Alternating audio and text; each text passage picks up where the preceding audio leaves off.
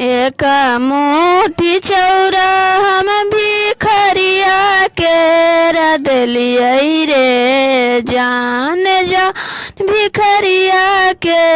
रदलियै रे जान देखी लियले बड़की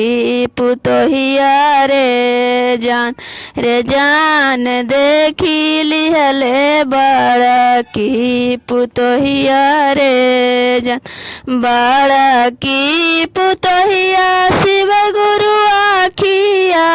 देखावै रे जान आखिया देखावै रे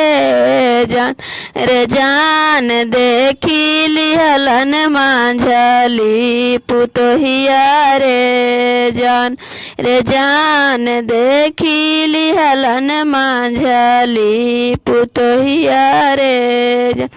मांझली पुतोहिया शिव गुरु छोटवा धरे नेवावै रे जान छोटवा धरे नेवावै रे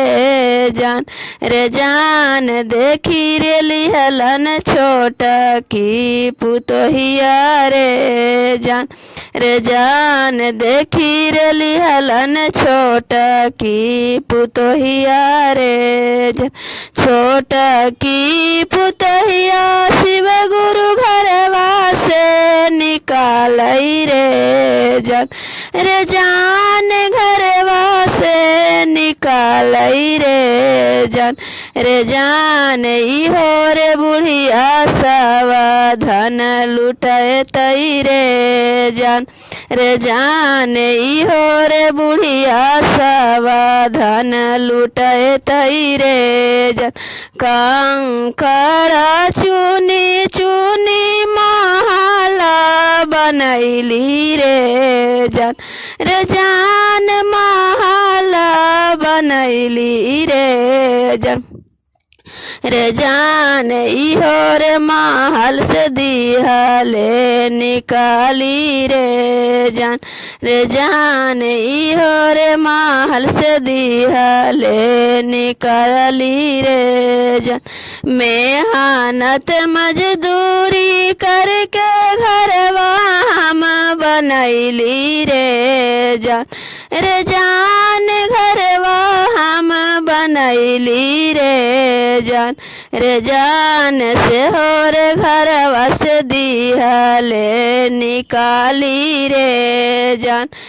जान से हो रे घरवा से दिहले निकाली रे आधा रात गली पार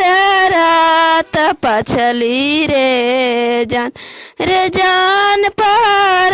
रात पछली रे जान लौके लगलै धरतिया समन मारे जान लौके लगलै धरतिया समन मारे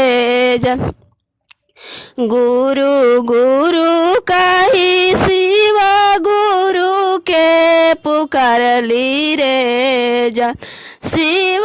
गुरु के पुकारली रे जान शिव गुरु दिहलन दर्शन मारे जान शिव गुरु दिहलन दर्शन मारे